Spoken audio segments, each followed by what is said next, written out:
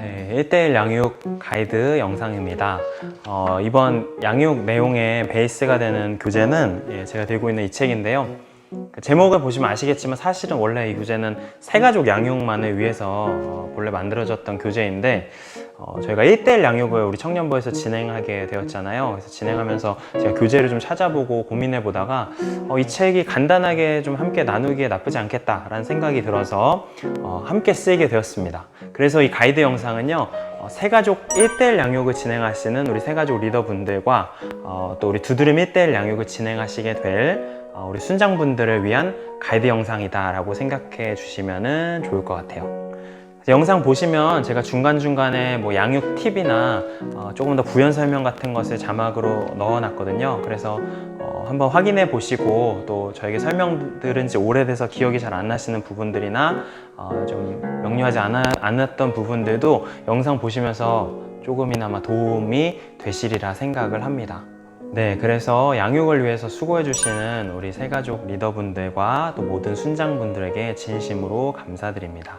그럼 지금부터 바로 가이드 영상을 시작해 보도록 하겠습니다. 프롤로그입니다. 이제 프롤로그는 사실은 내용이 짧고 좀 나눔 위주인 장이에요. 근데 전체를 진행하는 데 있어서 가장 많은 나눔을 하고 좀 서로에 대해서 이야기할 수 있는 시간이라서 이 부분을 좀 오히려 시간을 들여서 이 부분을 많이 좀 풍성하게 또는 깊이 나눔을 하려고 유도 또는 노력을 해주시면 좋겠다라는 생각이 들어요. 첫 번째로 이제 보면 솔라리움 나눔이 있죠. 솔라리움은 저희 청년부에서 사용하는 나눔 카드, 이거 다 아실 텐데 두 가지를 나눠보면 좋겠다는 생각을 했습니다. 첫 번째는 나를 표현하는 카드 3장을 고른다면 있어요. 이거를 진행하실 때 좀 유의하셨으면 좋겠는 점은 단순히 그냥 요즘에 나를 표현하는 카드 말고요.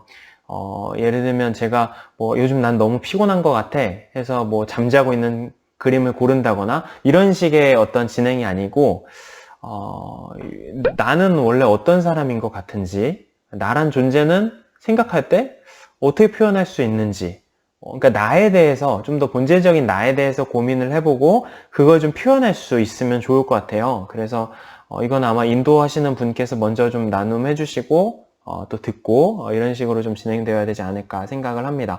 그래서 이걸 하는 이유는 여력이 되신다면 이런 것도 설명해 주시면 좋겠어요. 사실 신앙이라는 거는 저는 그렇게 생각하거든요. 내가 어떤 사람인지 계속해서 알아가는 과정이라고 설명할 수도 있을 것 같아요. 하나님 안에서 또는 사람들과의 관계 안에서 내가 나를 어떤 존재인지 알아가는 거예요.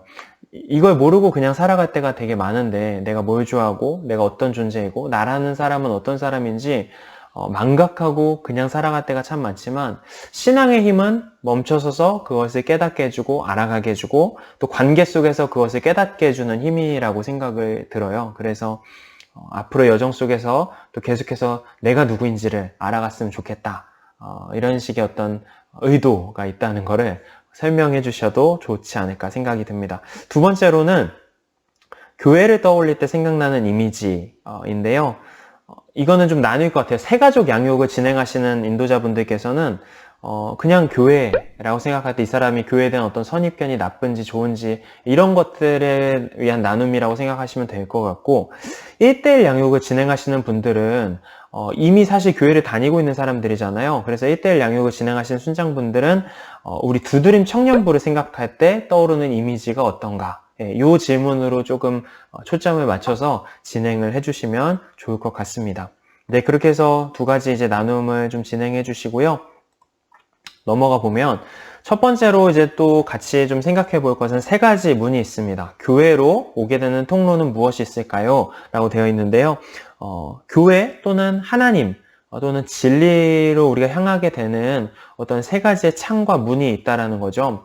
하나하나 간단히 설명해 보면, 첫 번째 생활 양식이 있습니다. 이 생활 양식은 쉽게 말해서 이제 모태신앙 같은 거예요. 태어나 보니까 이미 나의 문화가 기독교 문화에 있었고, 태어나 보니까 그냥 부모님 따라서 주일이면 항상 습관적으로 교회를 갔었고, 이런 어떤 문화와 습관, 이런 생활 양식을 통해서 서서히 하나님에 대해서 알아가고 경험해가고 진리를 접근하게 되는 통로가 되는 그런 유형이 이제 첫 번째 생활 양식이라고 볼 수 있고요.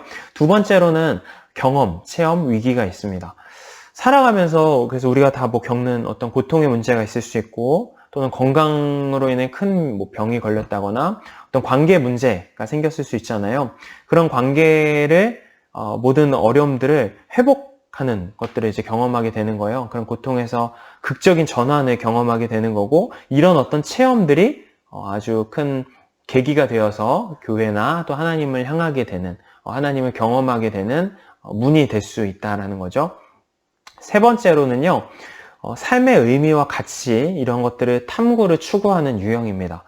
그래서 나는 누구인가, 또 우리의 삶은 어떤 의미가 있는가 이런 뭐 존재와 삶에 대한 좀 근본적인 질문을 하면서 공허한데 나 왜 이렇게 공허할까 이런 뭐 질문들을 하면서 진리가 무엇인가 좀 기독교라는 종교를 통해서 좀 탐색해 봐야겠다, 또 탐구해 봐야겠다 라는 느낌으로 접근하게 되는 유형들인 거죠. 사실 우리 주변에 봤을 때 이 유형이 제일 적다고 느껴질 수는 있는데 분명히 있긴 있어요. 저도 좀 꽤 만나본 것 같긴 하고요.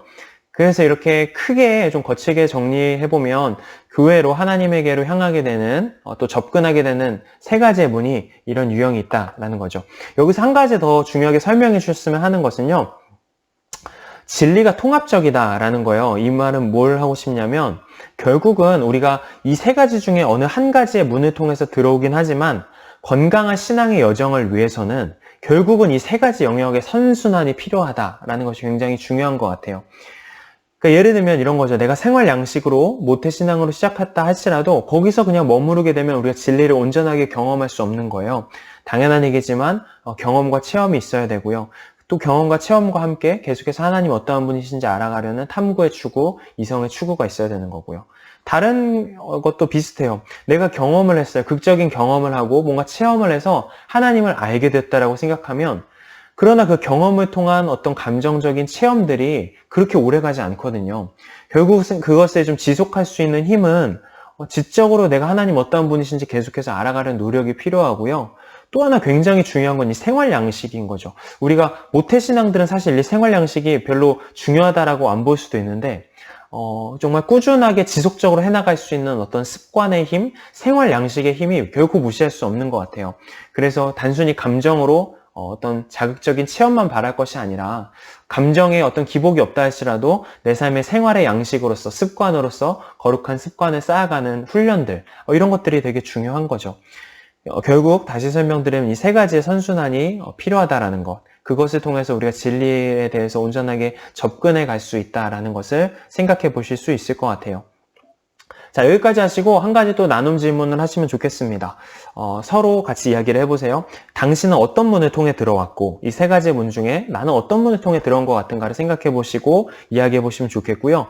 지금은 그 나의 지금 현재 상태는 주로 어떤 문을 통해서 진리를 향하는 것 같은가, 요거를 한번 이야기해 보시면 좋겠습니다. 다음으로 넘어가시면요. 장애물들이 있다는 거예요. 교회로 향하는, 진리로 향하는 길을 가로막는 장애물들이 있는데 간단히 설명드리면 첫 번째로는 기독교인과 교회가 만든 장애물들이죠.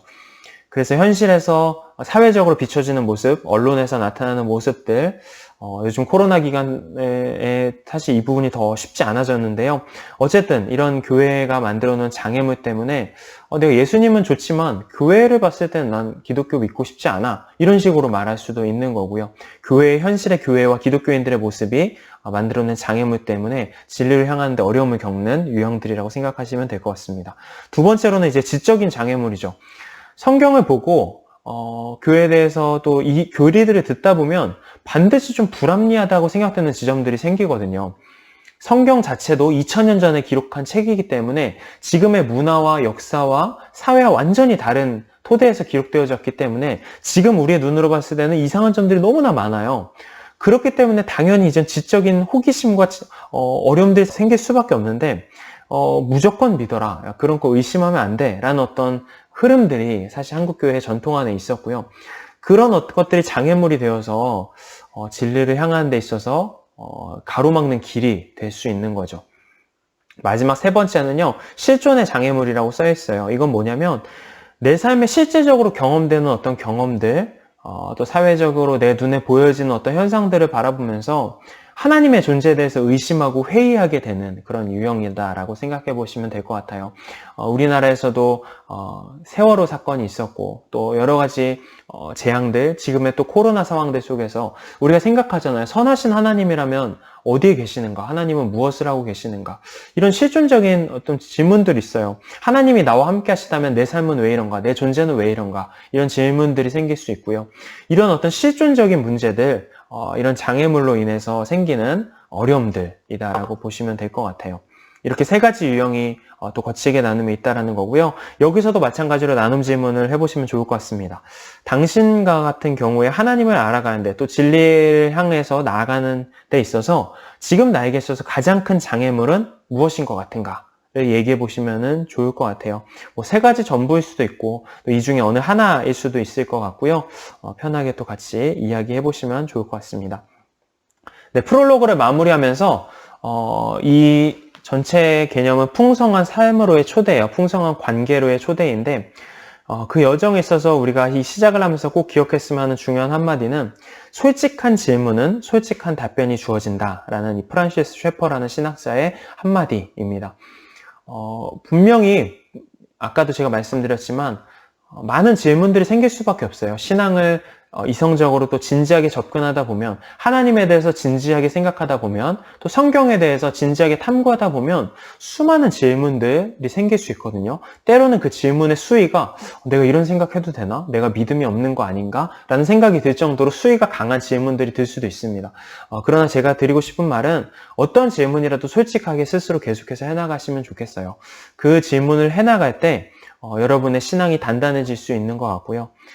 그 질문을 스스로 안 해버릇하면 여러분 습관적으로 그냥 신앙의 시간들을 쌓아 나가다 보면 반드시 그 질문들은 훗날 어느 시점에 다시 돌아오게 돼 있고요. 그런데 불행하게도 그 시점에는 지금보다 더 여력이 없으실 거예요. 지금보다 더 바쁜 일이 많으실 거고 지금보다 더 삶의 문제들이 더 크게 다가오는 시기이실 거예요.